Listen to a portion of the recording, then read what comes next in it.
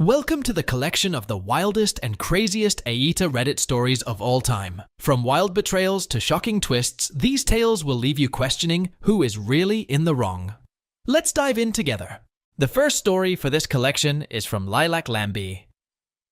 AITA, for leaving my family for my boyfriend to go on a break. I recently turned 20 years old. My BF, whom is also 20 years old, always hated my family for many reasons. From my family ignoring my needs. I was diagnosed with autism at 18, and still everyone blatantly ignores I am autistic, gets angry when I mention it, and even on the day I was diagnosed, my family showed me a movie of where a mother killed her autistic son and how everyone hated that son because of said autism. To my family sometimes saying cruel things and my sister doing horrible things to me that I do not wish to mention. My family hates my BF because he doesn't have a job, but we're in a country where it is insanely difficult to get one. My sisters all got jobs because of my father, and my one sister quit, and now after a year, still is jobless. My father died April 11th this year, and I've been the one to stay at home and keep care of my family, specifically my mother since she is in heavy distraught. I have been locked up in my home the entire time. I was not allowed to visit my friends or go over to my BF. The furthest they allowed was my BF visiting me, which I'm still grateful for. But it's the pressure of cooking, cleaning, making sure my mom is safe, while also struggling with money, since my father was the only one working, was getting to me. My boyfriend's family is a very loving, sweet one, and are the only ones that actually make me feel safe. My boyfriend tells me that my sisters are manipulative liars because they always twist the truth and make me look bad and themselves good. My one sister, I'll call her Tiff, is the oldest and constantly gets angry whenever the house isn't up to her standards while I'm sick and in severe pain, PCOS, and tells me my father would have been ashamed and disappointed in me. Meanwhile, my other sister, who I'll call Dippy, always makes a mess in the house, but Tiff would never scold her. Instead, would have to bring me into the room as well, after being scolded before, and would talk to Dippy more gently, because Tiff doesn't want to have a fight and didn't want to make Dippy angry, so makes it look like it's both me and Dippy's faulty, when meanwhile, it's just Dippy. Dippy is a full adult, who works yet can't even flush or clean her own toilet, or at least put her clothes in the laundry bin. It fuels me with genuine terror when Tiff comes in, because no matter how hard I clean or try and keep the house tidy, it's never enough, and she would compare how her house is clean while ours is dirty. Her house is about the size of 2 rooms. Our house is 3 or 4 times the size of her own, and we have 9 pets in total that can make the whole house a mess, so it's very easy for the place to get dirty. Yet I still cook, I clean, I do all this for my mother, yet it's just never good enough. My boyfriend's family all said that my family are all verbally abusive, and that they want me to have a break, and they also constantly shamed my boyfriend, and made random excuses, and even lied, saying he was screaming at me and talking horribly with me. My boyfriend wanted to get 2 jobs here where I'm staying, but Tiff told him no twice, and to just enjoy himself for the end year. Then in private would tell me, "Remember, if he doesn't have a job, I'll force you to leave him." And so my BF had enough. He went to my mother, since she also kept saying what Tiff is saying, and politely said, "Hey, I love your daughter, and I am gonna work. I will do everything and anything for her, but I don't want these constant insults and anyone to force us out of this relationship. I want this to work out. I genuinely think you're a kind woman. I just want this to be sorted." Paraphrasing. And my mother went ballistic. She told me if I wanted to stay with him, I must f*** off out of her house. Tiff called, started swearing because she was furious at me and my BF because apparently my BF was yelling and screaming at my mum and swore at her. Then BF lost it and swore back, causing a whole fight to break out. I was screaming and crying and terrified, just begging everyone to calm down. The only person that came to comfort me was my BF. The rest of my family just looked at me with disgust, and my sisters all told me how disappointed and ashamed they are that I didn't stand up for my mother nor family. Few hours later go by, and my BF's family is at the gate, and his mum, I'll call her Cindy, nicely asked my mother if I could just visit and have a break. My mother told her no, swore at her, and was just severely rude and angry with her. Cindy then called the police, and when that happened, my mother took me to the bathroom and locked me inside, saying she wouldn't let anyone take their child away. All while this is happening, my sisters are blowing up my phone saying, I better fix this, that if the cops arrest my mom, they'd never forgive me, and that they are all so ashamed of me. I was scared. I just wanted to leave, but I didn't want my mom in trouble or for my family to hate me. I still love them with all my heart, but it never feels like they do back. Now, some cops came in. It was very back and forth, but I managed to talk with my mom calmly and get her to let me visit my BF for 2 weeks. It's my second day here, and I'm still so scared of my family since they're all very angry with me. I don't want to go back because I know I won't ever be safe again in that home, but I don't want to abandon my mother. I don't know what to do. I feel horrible, but everyone else, my friends, BFS family, says that I didn't do anything wrong, and it was my family who were wrong, manipulative, and gaslighting me. AITA?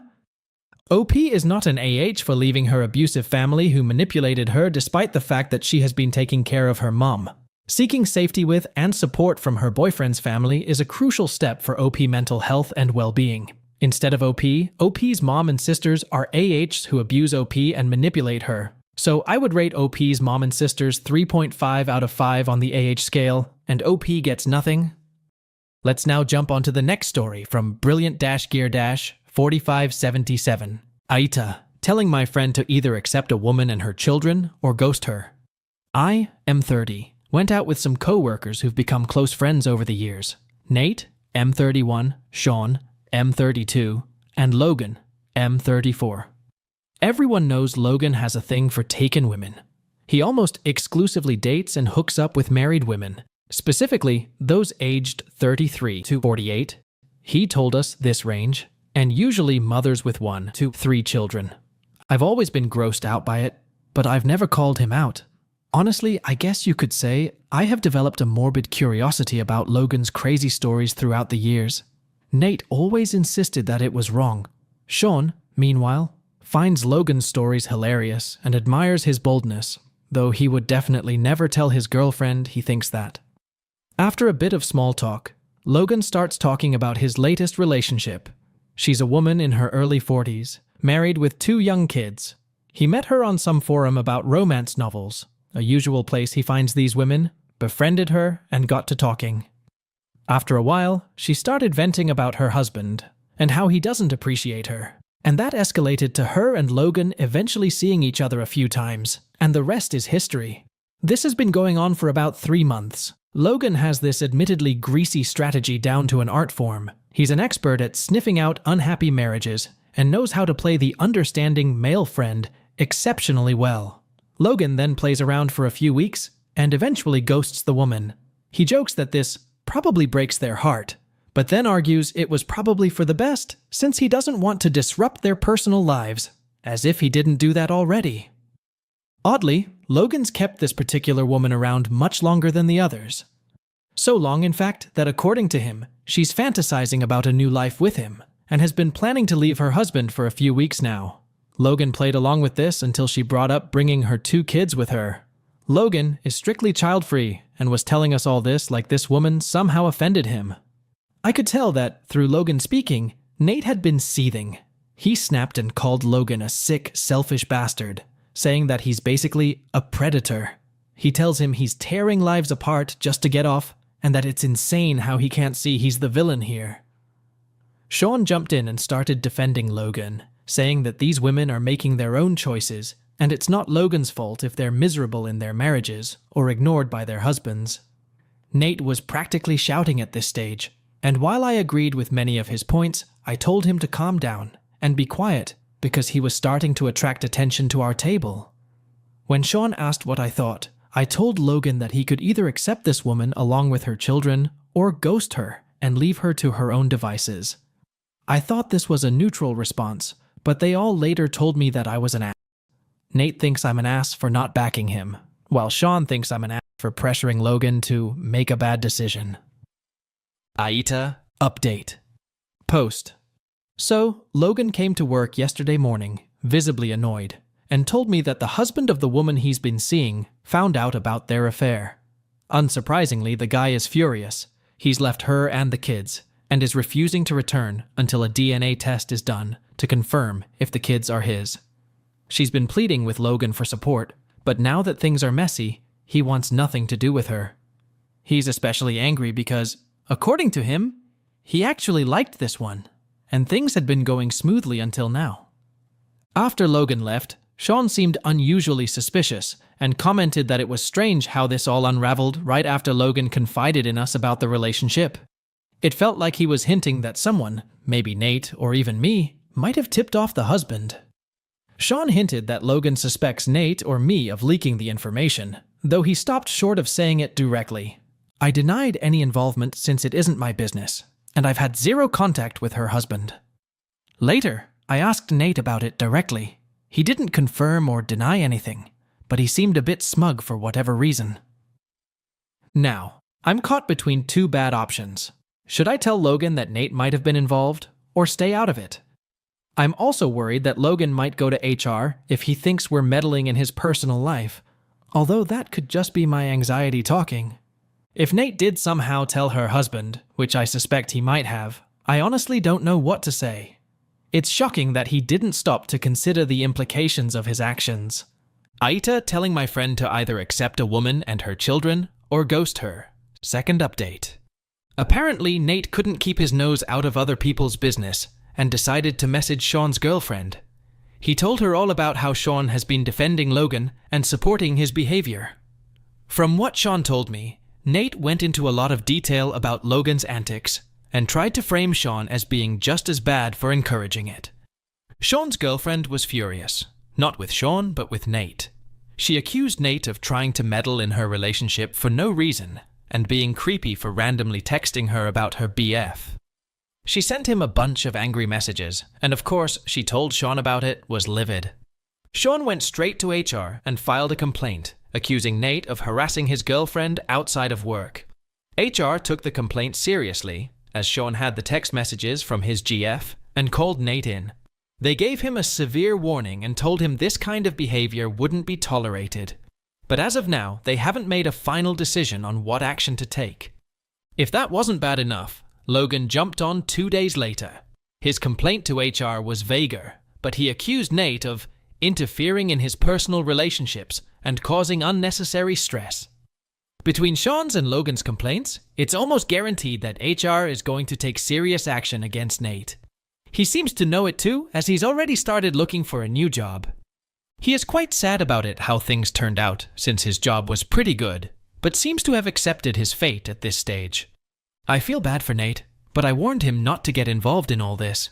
He didn't listen, and now things are blowing up in his face. I'm shocked at how fast this escalated, but glad I stayed out of it. OP is not an AH for giving a straight choice to resolve a messy situation without taking sides. He did nothing wrong here. Rather, OP's friend is Logan, is an AH for entering into relationship with divorced women without being committed. So I would rate Logan 2.5 out of 5 on the AH scale, and OP gets a 0. Let's now jump on to the next story. From Lyria Autumn Nicole. AITA for kicking my childish roommate out over the summer. For some background, I met this person at my workplace. I am 22F. Before, and if anybody has any comments about ages or has speculations, it was nothing like that, especially with that person after I tell you this story. This person, when I first met them, was really cool at first. Maybe that was the facade, but I felt like I was able to gauge this person and their character well right away. I thought, I've been wrong before about people, so letting my guard down was my first mistake, which we'll get into later. This person and I chatted frequently about similar interests. We became good friends quickly. I saw them as a younger sibling in a way, struggling with some of the things I struggled with growing up. They would constantly talk about their mother, how terrible their mother was, how their family sucked, how they were constantly bullied in school. A smorgasbord of trauma dumping constantly, which should have been my first red flag, however. Having as much empathy as I do, I wanted to be a source of light for this person in the workplace, or whenever I saw her, because that's what I needed and wanted growing up. Because some people just need some love and encouragement in their lives. Fast forward a little bit, she starts coming to hang over at my house with my roommate, and I after a few weeks to just get an escape from the supposed hell she was living in. The big, beautiful house, with an overly gracious and giving and encouraging mother that I met quite a few times. Maybe that sounds like jealousy, maybe it is a little bit, but I always had a little smile and a nod when she talked about her life behind the scenes, because I could never tell what was true and what wasn't. I went through hell and back with my own mother, but she would constantly gripe about her own mother, And in retrospect, I'd overhear her mother on the phone tell her how much she loved her, how proud she was of her, etc. All the time.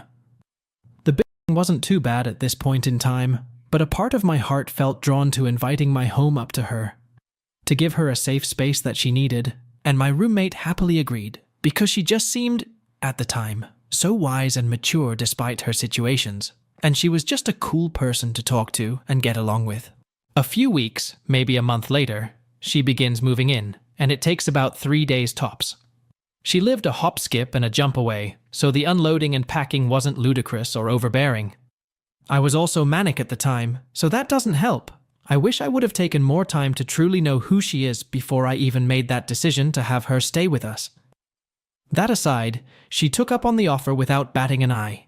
She always alluded to moving in with me at work, saying, "If I move in, blah blah blah," and so forth, which kind of made me feel pressured a little more. But in my heart at the time, I really thought it would be a good, fulfilling choice with a chance to build an incredible friendship. Eventually down the road, she begins having more issues at work with management, customers, co-workers, just about everyone and their mother. For some more background, this was probably her 5th job at the time. She constantly would job hop and could never keep anything stable until the job we were at together, which is when I met her. Come to find out that she would just quit jobs when she had a problem with the authority, got too tired, or just didn't want to show up anymore. And eventually, a month into living with us, she quits her job that she's at with me to no big surprise. Fun fact, she quit because management and staff was tired of her constantly bringing down the morale and attitude of the place. She always walked in angry or yelling, or with something to talk about that we heard a million times before, just in different fashions. She was originally paying $100 a month, while my roommate and I were paying $700 to $800 aside every month. We agreed to the $100 at first to let her get comfortable. We made an agreement that when she could afford more, she would give us more, and in the meantime, she'd at least pay for any extra groceries, toiletries she needed. When she quit her job, texting my boss from the parking lot, that's when things began taking a turn. I didn't know too much about her job hopping fiasco until she moved in with us. Little did we know she would never find another job the remainder of the time she was with us. She stayed with us from March-ish to July and paid for only one of those months. We didn't hold that over her head until it became a bigger problem. It turned into gossip sessions and constant bickering on her end because she had nothing else better to do, I guess. Now, isn't that surprising coming from a 19-year-old woman that recently graduated high school? Every time I wasn't in the room or I was out of the house, she took it upon herself to talk to my roommate about things she didn't like about me, even stopping as low as making comments about how disgusting my body hair is to my roommate. She always had something to say about someone, and even when my roommate was not in the room or the house, it was now they who got the brunt of her gossip. It was a lose situation, like she claimed to love and adore us so much, but then would talk about each of us to the other person. She never really cooked, even though she claimed it was her second nature. I was always the one slaving away at the stove, the dishes, tidying everything, etc. The whole time she was jobless, and she probably still is, she resorted to sitting on the couch most of the time, or hiding in her room on the TV. She claimed to be applying for a smorgasbord of jobs, but I could never see those efforts. On top of the gossiping and body shaming, she was just never content with anything even before she moved in. Like I said, she always had something to bitch about, even if it was the most minute thing. She always tried to bring the mood down to benefit her, so she could get the attention from it.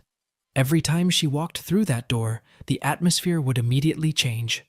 I started seeing those true colors on her end, that she was actually a bully herself, that she didn't want to help herself or make a better life for herself. She wasn't going to be getting a new job. She didn't have interest in helping out financially or physically. She didn't want to even remotely think about the glass being half full rather than half empty.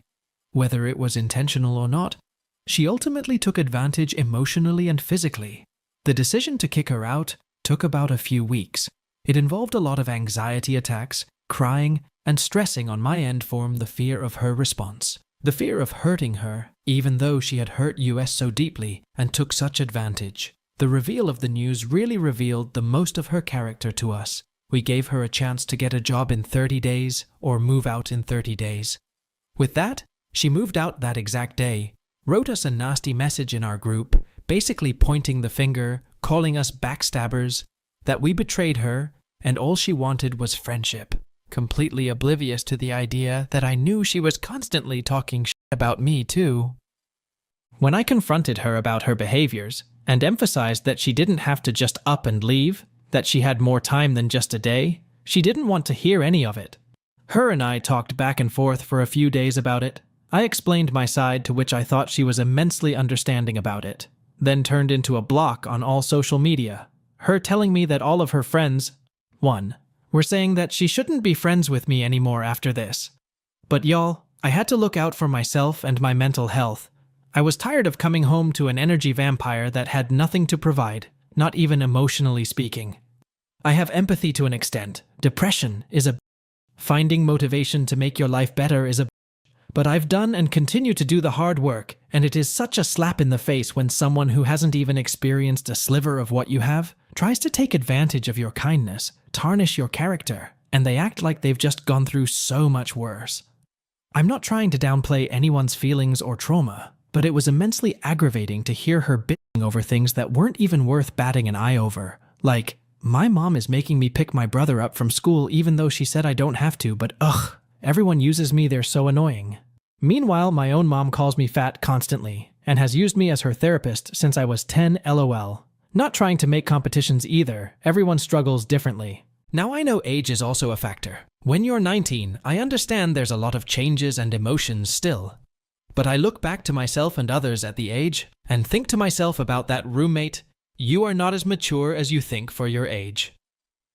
She was ultimately stuck in high school, still with a 16-year-old mean girl bully mentality. I feel like I made the right choice for myself. She was weighing me down, and the empathy I had turned to apathy/anger, which is not like me, and something I don't like. We haven't spoken since then, but it just sits on my mind a lot. I find myself gaslighting myself or blaming myself. I do blame myself for letting a younger person in my home without fully knowing them 100% just yet. But AITA for letting her go when and how I did. Again, if you read this far, you're my hero. Here's a cookie. I will answer any questions you have. Sorry if this is all over the place, redundant, or doesn't make sense, LOL. Forgot to add, she couldn't buy many groceries or help with rent, but she could buy $20 carrot cakes constantly, LOL. OP is not an AH for standing for herself, rather OP's roommate is an AH for her constant negative remarks about OP and body shaming her, and also for being too much dependent on OP. Actually, she had been and wanted to take advantage of OP's kindness and sympathy. It is the worst form of meanness. So, I would rate OP's roommate 3.5 out of 5 on the AH scale, and OP gets nothing. Let's now move on to the next story, from striking_vanilla_423. AITA, for thinking about breaking up with my BF because of his family. My BF, 23M, and I, 24F, are currently temporarily living together at his home, as there is construction at my home, and it makes WFH quite difficult. My office has been closed for a month due to plumbing issues. We are both Indian. He is Sikh, and I come from a Hindu family. We both live with our parents, but his mum has gone overseas for a few months, so it's just him living alone currently. Recently we were coming back from dinner, and his mum called him, and he put the phone on speaker, and she was really mad about him letting me stay over. I didn't know this was a problem, as my parents are aware of it, and say we should practice living together before we take any next steps, since we have been together for 8 years now. She was practically yelling at him and saying how his relatives notice my car parked outside his house during late hours. His relatives live away from him, and he lives at a dead end, so they would have to be checking to see if my car is there or not. He let her know he is currently outside on a dinner with me, and she got even madder at him for putting her on speaker, which is reasonable. For some context, his grandparents, dad's side, don't seem to like me, as I'm not Sikh, I am Hindu, and they mostly tell him to stay away from me for this reason. My parents have absolutely no issues with religion, and are not controlling of me whatsoever, which is a bit different from our cultural norms since I'm a female and have a lot of freedom. I don't see this as an issue, as some of my friends are given the same freedom. However, some of my more religious friends are not. His mum seems to generally like me, However, I guess she has a problem with sleepovers and going on trips together interstate or overseas. I always go over their house for dinner whenever she invites me, which is quite often, or whenever they are going through some family struggles to provide some comfort. He goes on trips with his friends all the time, but she has a problem with him going with me. Had I known this would be a point of contention, I would not have stayed over, or if he had told me about his relatives, I would have just parked my car further from his house at least. He says that whatever his mum says is to protect him from his grandparents' judgment. I see this as quite toxic, as they are all the way in India and also pretty old, and it's a bit strange how much control they have over him and his mum, considering they don't financially or emotionally support them at all. However, I got upset at the fact he never told me this and I had to find out this way. It made me feel really weird, since we have been together for so long, and my family accepts him, even though at first they didn't. Not because of his religion, but because his father has gone to prison for fraud, and my BF was not serious about his career, etc. However, I stood up for him a lot, and they love him now, and can see he's a good person. I have met his mother a lot of times and she has met my parents, etc., and they all seem to get along just fine. I've also met his relatives a few times and have always been really nice to them.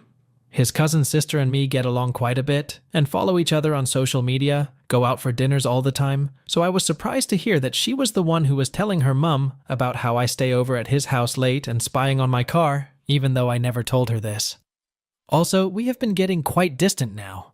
Family is super important to me, and I've made a lot of effort with mine to get to this stage of not having to lie to them about my whereabouts, etc. I'm turning 25 in a few days, and they have complete trust in me not to get into a bad situation. My parents also never judge someone based on their religion, caste, etc., and I've grown up in a very non-traditional and non-strict but educated family. All they expect is for me to get good grades, be independent, and have a good career, which I do have. So this genuinely upset me so much to know my BF says it doesn't matter what his family says, and he would still go on trips with me and have me stay over, and he doesn't really care what anyone thinks. To me it matters, since I've made such an effort with his family over the past 8 years, to the point I feel like they should now know me and who I am as a person. Although I do understand that I can't control what his family thinks, I worry about the future with him and that I would probably have to deal with this for the rest of my life, which I'm not quite sure I want to do. They would probably want to control me too, and what I do, which I'm not used to.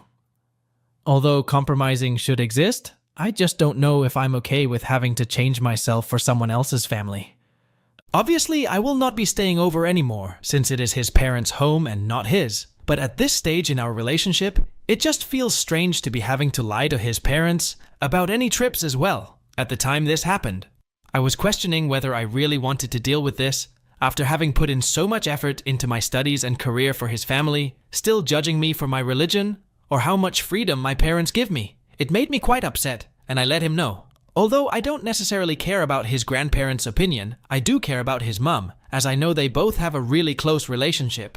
Also, he has a really bad shoulder injury, and my parents actually wanted me to stay with him, so I was able to take care of him and walk his dog, etc. One time when I was home alone, he had come over to my home, and at 11 p.m., his mum had messaged me, saying to tell my BF to come back home. And kept calling me too, which I found super weird, because he wasn't intending to stay over anyways. We were just watching a movie and having dinner. Also, I didn't get why she was involving me and she should just ask her son instead. Because I get involved in such conversations, it makes me feel quite stressed and anxious. He usually does stay out late with his friends, and it's never a problem then. Because of his nonchalant nature, he never really realizes when I am upset about something, and if I do talk about it, he doesn't seem to validate it. So, I went non-verbal after his call with his mum, also because I didn't want to say the wrong thing, since this matter is about family. I didn't speak to him for the rest of the ride back home, and when we went to sleep, he didn't really acknowledge the fact I was upset as well. So I told him I think it's best if I go home and packed my things to go back to my home. I am really questioning if I want to stay in a relationship with him right now because of how controlling and dramatic his family is. I know not everything can be perfect, but in my culture, amalgamating two families is really important, and I'm not sure if he really seems the type to stand up for me or just want me to tolerate things. My dad's family also had issues with my mum, but he moved us to Australia to get away from all the drama back in India. while I just don't even know if my BF's mum would even allow him to ever move out with me. Also, I'm not sure if he will even be allowed to marry me, since his grandparents detest me, and I don't think his mum has much of a say in their family. So IDK what it means for the future of our relationship. All I expect is for him to stand up for me at least, and let me know if he's not allowed to do certain things, so it doesn't seem like I'm a bad influence. I also don't want to be the reason he lies to his parents, so I'm okay with not going over or going on trips. I guess I just want some reassurance from him that despite the differing opinions, he would still see us moving out at a particular timeline and getting married at a particular timeline. I love my parents and extended family so much. They are some of the most non-judgmental people that I know and have raised me to be as such as well. I come from a family of engineers and doctors, and despite this, everyone in my family is extremely humble and thinks of every job as important. This is why it upsets me a lot to know someone would even judge me based on my background. I don't know how to communicate all this with him. In a way, he will realize it's serious, and not just me being frantic or dramatic, which is what he said I was being. I also don't consider myself to be super young anymore, to just not care about the future, and I believe I'd rather deal with this now than down the line. He hasn't messaged or called me since I've left his home, except to just know that I've reached my home safely. So I'm just going to take some space for a few days as well, and just focus on myself. AITA in this situation. Can I please have some advice on this issue? OP is not an AH for expressing her valid concerns about lack of support from her boyfriend. If her boyfriend doesn't stand for her, it is not possible for them to continue this relationship. A relationship is always based on respect and efforts from both sides. When one partner stops putting any effort into the relationship, it automatically dies. Not OP. Rather, OP's boyfriend is an AH for not standing for her, and I would rate him 3.5 out of 5 on the AH scale, and OP gets nothing. Let's now move on to the next story from infamous-Barry-5875. My ex-boyfriend called my husband and said, "Your wife's was mine first. AITA for throwing away his things and blocking him." My ex and I broke up a long time ago. We live far away from each other, and even when we were together, we only saw each other 6 to 7 times in an 8-month period. I was very understanding, because his dad needed brain surgery. We broke up because I spent my Valentine's Day waiting to bail him out of jail. I broke up with him a few days later because I fell out of my bed, and he wouldn't even come to the ER to visit. It was a pretty amicable breakup. When my husband and I first started dating, I packed up all of my ex's clothes and his plushie he got from his uncle. I am in dental school, so I don't have time to drive out 1.5 hours, so I asked him to come pick it up and that my husband will be here. I thought this was a good way of handling things. I didn't want to take his stuff from him or keep them. Both my husband and I were on the phone when he called. However, he started saying I owe him a DJ, and it's okay if I cheated on my husband. I have never cheated on anyone, and it's not in me. I asked him what the hell he's talking about, and his reasoning was, well, when you were at the jail, someone who also had trials said he saw you giving another guy head. This is crazy talk, because I spent 18 hours in a jail waiting room to get you out, and someone you don't even know says they're giving head out in the parking lot of a jail. I was with his best friend for 8 hours of the waiting time. He had a DJ job, so at 2 a.m. he came and was with me because I was by myself. I basically cussed out my ex, threw away his box, and changed my phone number. I also left his mom a voicemail to check his closet and see how her son makes money. That was petty, I know. However, he did always cancel plans on me, tell me he doesn't have money, yet was able to go to Las Vegas for 2 weeks with his boys. They were selling drugs. The reason I feel bad is I know that the plushie he gave me was from his uncle who passed away and loved him a lot. I don't have his address anymore, so I can't ship it.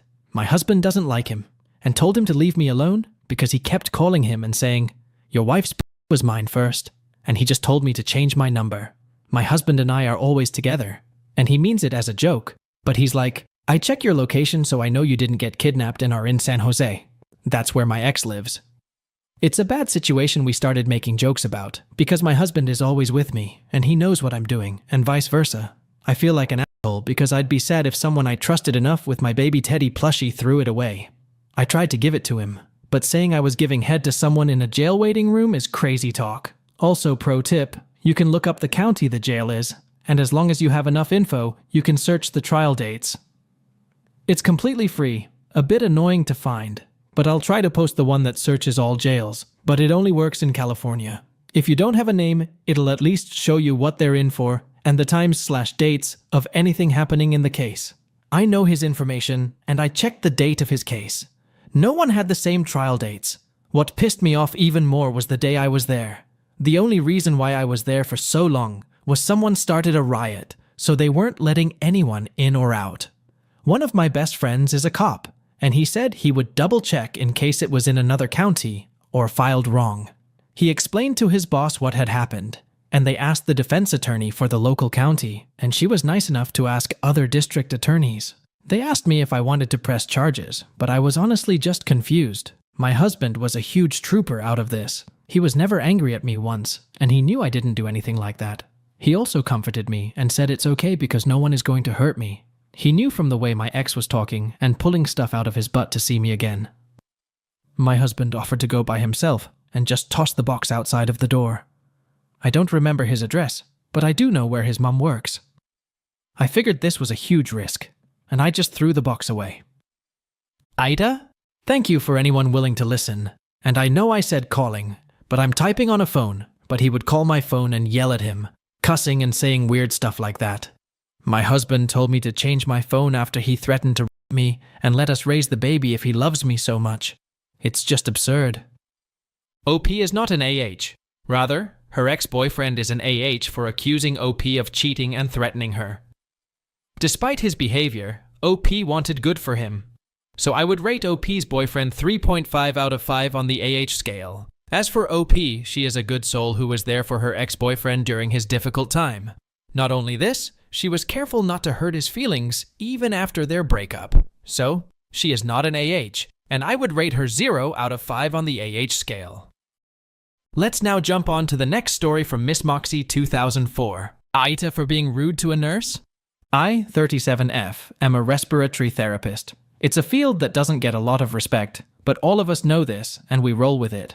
Sometimes I work in a ward that has loads of patients who have tracheostomies and are chronic ventilator users. This ward has great nurses and great CNAs, all except for one. This one nurse, Wendy 25F, fake name, is unpleasant at her very best. She comes off like she was born angry. She's nasty to RTs, CNAs, and even her fellow nurses. She claims her top priority is her patients and not her coworkers. But if you tell her that her patient needs her, she'll huff and make a face before taking care of her patient. A few nights ago, Wendy and I had a chronic ventilator patient whose tracheostomy site had some problems resulting in the site being packed in Surgicel. The patient came to us like this. Surgicel is a surgical packing for difficult wounds. All I know is that Surgicel is put in place by the doctor, and anyone below NPs or PAs cannot touch it. It's also out of my scope of practice. From the minute I walked in, Wendy started on me about the track site. I explained to her it was packed in Surgicel, and so I couldn't touch it. She became snippy with, "Oh, so you're an RT who can't clean a track site. What kind of RT is that?" I pointed out that I can and do clean track sites, just not ones packed in Surgicel, as the wound care team has to do that. She railed on me for 7 hours to clean the site and even accused me of neglecting the patient, even though touching the Surgicel was out of my scope of practice. I and her fellow RNs repeatedly explained that I couldn't touch it because of the Surgicel, and I certainly couldn't remove the Surgicel myself. She even railed on the PCAs for the track site, insisting they'd given the patient insufficient baths. CNAs can't clean track sites and can't touch Surgicel either, and these patients were impeccably clean. Finally, I got sick of Wendy's nonsense and called my charge, who came up with the nurse manager. All of us collectively explained to Wendy that RTs and CNAs cannot touch a site packed in Surgicel, full stop. The nurse manager added that she should already know this, and her behavior towards us was unacceptable. The wound care team would have to deal with it. It was 3 a.m. by then. Wendy stood indignant and looked at me and my charge. She sneered, "I'm so sick of you two. I don't want to hear another word out of either of you." I looked Wendy straight in the eyes and farted. All the nearby nurses bust out laughing. My charge started laughing. The nurse manager looked like she wanted to explode for about 5 seconds before she doubled over laughing too. Wendy turned bright red before she flipped her lid on me and stormed into the break room. The CNAs let me know how funny they thought that was. Since then, Wendy claims I made a laughingstock of her and no one respects her anymore. She also sneered that everyone loves the RT who can't clean a track site, but not a hard-working nurse like me. In a small hospital story like this, travel fast. So of course the whole hospital knows. The most common reaction I get is that I put Wendy in her place, although that wasn't my intent. It was spur-of-the-moment cheekiness. Thinking back, I think it was unprofessional and rude, but I was really sick of her. So I put to all of you AITA, edit to add, I guess I forgot to put it in my original post. We were all in the hallway in front of the nurse's station. Not in the patient room when this exchange occurred. A few of you have mentioned human resources. They are very familiar with Wendy. She's had to be moved 6 times because she's so unpleasant. As of right now, she's being given the chance to change her behavior before more stringent actions are taken against her. Update. I didn't realize I forgot to update this story. There is an update. Though before I continue, thank you all for all your responses to my first post. I have to admit I got a big laugh out of the intentionally farted comments. Just to get it out of the way, I didn't get in any trouble for the fart heard round the hospital. Even my boss laughed when the charge told her the story, though I've been branded with nicknames like Toots and Windy Mindy. All in good faith and good fun though. So, 2 weeks went by and unfortunately, I was on the same ward and same night as Wendy. She was as always unpleasant and just plain nasty. But this time, she wouldn't even look me in the eye. If I told her a patient needed something, she ignored me. I'd just shrug it off and ask another nurse and it would get done. There were 2 CNAs on that shift that night, Faith and Lovely, fake names. They're both lovely individuals and wonderful CNAs. Their patients are always clean and impeccably taken care of. For context, Lovely is from a war-torn part of the world, and at the time was awaiting word on the status of her family. We know now her family is alive and unharmed. Wendy, true to form, was being nasty to them that night, but they didn't complain. So, Wendy stonewalled and avoided me all night for a good 6 hours, which is not a great thing in healthcare. At around 2 a.m., she started on me about something to do with a chronic ventilator patient and how to determine what their settings should be. She stated something that was so wrong about vent settings, it made my head spin. Then, to top it off, she accused me of being careless for not taking her recommendation. I flat out told her she was completely wrong and pointed out the patient was well established in their ventilator settings. She huffed and left the room. 20 minutes later, the nurse manager asked me to come to the conference room because Wendy wanted to talk to me. I called my charge, who came with me. Wendy said that she didn't appreciate my disrespect regarding not making ventilator changes she'd asked for. My response was that her facts were wrong. The settings she wanted were inappropriate for the patient and would have hurt the patient. Eventually, the NM got her to admit she was still upset with me over the fart, that she felt disrespected and unheard. I admitted I could have handled the situation a little better and could have solved it without farting. Wendy claimed that nobody respects her anymore since the fart heard round the hospital. It was past 2:00 am, and frankly I can't even remember what came over me before I said what I said next. I said, "Wendy, what makes you think you were ever respected to begin with? Because the whole time you've been working here, you act like you hate every day. You're alive and every person you meet. You are so nasty to everyone you work with. You've had to be moved through every ward in the hospital, and then you had to be moved from day shift to night shift because the staff couldn't deal with you. There are RTs who refuse to work this ward because they don't want to work with you. What are you going to do when you run out of wards on night shift?" Wendy complained that she got irritated from having to fix the same problem repeatedly, to which I pointed out that she's at work. It's work, and it's why she gets paid for her time. I also pointed out that Lovely is waiting to find out if her parents, siblings, and nieces and nephews are alive. Yet she doesn't abuse her coworkers, and she has to take a ration of Wendy's garbage every time they work together. As for the nature of our work, healthcare is heart-wrenching and chronic care can be very unpleasant. But we're all working at the same place, so we're all suffering like her. I summed it up with, I shouldn't have farted at her, but there's no excuse for her behavior. After I said that, my charge added that there were few RTs willing to work this ward because of her. Our director is very familiar with her. The nurse manager nodded and said, "She's right, Wendy, and you and I need to have a sit-down about your conduct." We left the meeting, me with my head up and Wendy looking down.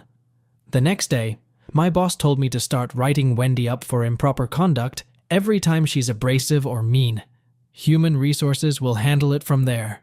Since then, Wendy has been mostly aloof, but she certainly hasn't been mean or nasty. She's been on that ward for a few months now, and I don't know where she stands with the rest of the nurses or if they'll want her moved again.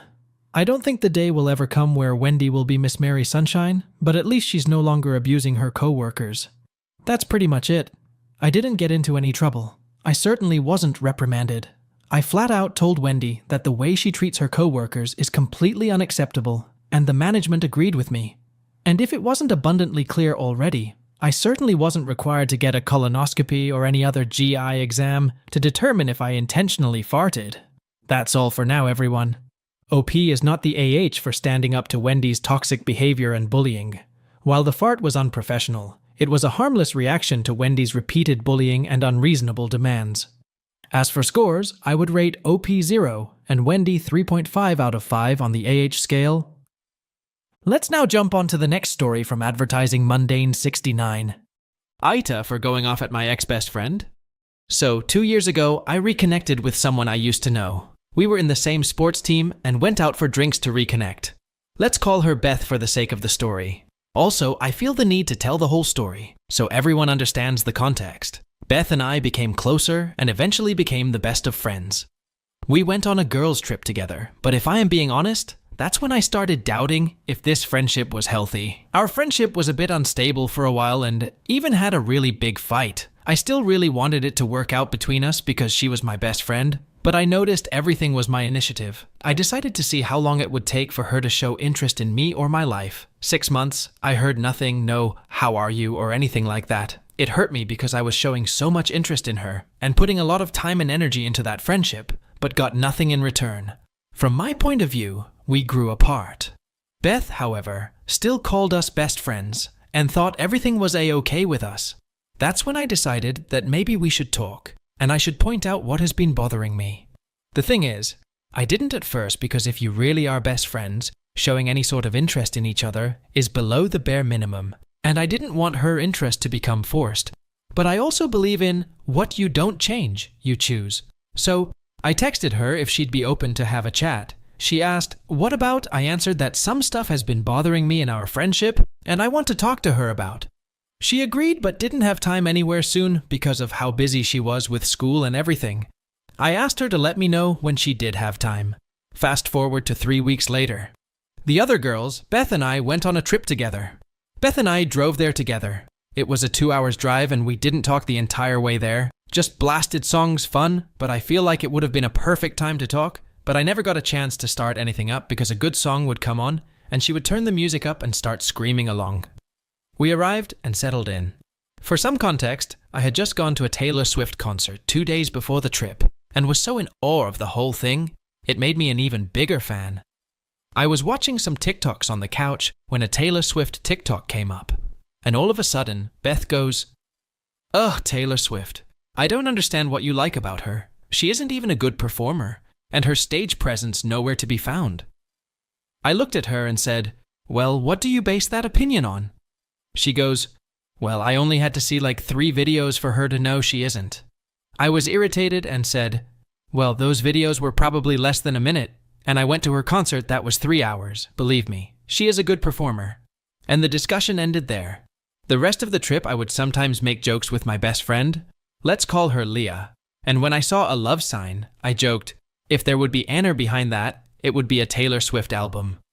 And then Beth wasn't even near us, but came around the corner just to tell me that Taylor Swift doesn't live up to the hype and that she is a bitch, and then she just took off. Now don't get me wrong, if someone would talk about something they like, but they got a little too obsessive, it is annoying, I get that.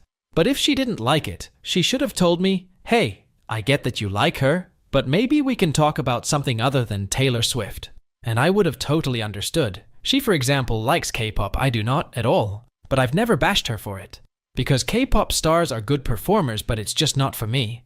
But she still saw us as best friends, and I feel like you shouldn't be so negative about something that your best friend is so passionate about. It sounds really pity, but in the 6 months that she showed no interest, I was actually doing pretty bad. Me and my ex had some issues, and I was really hurt about how he had treated me. Then I feel like I lost my best friend because she showed no interest or anything in me. So, the Taylor Swift concert coming up made me excited, and listening to the music more before the concert helped me get through some stuff. And even though she didn't know this, she still was talking down on something that was important to me. I went home a day early from the trip because of work. Driving home, I bawled my eyes out because I was so hurt by everything. By the time I came home, I was angry. I talked to my mom, and we agreed that I should just remind her if we could still have that chat. So, I texted with a reply to the earlier question to talk, "Hey, can we still have that chat soon?" She read the text, and half an hour later, I got an entire Bible full of how I ruined her night with the other girls, and that I shouldn't have brought this up while she was still on her trip. I agree that my timing was a bit off, but I did not see that reaction coming. I apologized for the off timing, but didn't understand why she was so mad, and that maybe we shouldn't do this over text and just talk when she comes back the day after. She said she wouldn't have time. We were going to have dinner with the girls when they got back and have some drinks later. I asked if we could please talk in between dinner and drinks. She agreed after a long discussion. The day after, we talked, and I said what was bothering me. She was just nodding her head and saying sorry in a high-pitched voice. I feel like she didn't listen to a word I said. Ever since, there's been tension, and she's been rude to me. Fast forward to a few months later, she broke up with her boyfriend. Me and the girls went over to Beth's house to support her. I debated going because I wasn't that close with her, but I know I was so hurt for her not being there for me, so I went anyways. Treat people the same way you want to be treated. Me and my friend brought wine and roses for her. We were chatting, and one of my friends said, "I'm sad that the friend group is falling apart," and then Beth responded, "Yeah, me too, but that's all her fault," and pointed at me. I asked why.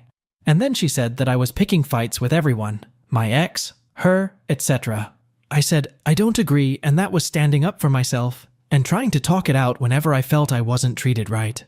She brushed it off, but I felt so hurt because I knew it wasn't my fault, but I already had a guilt feeling about the friend group.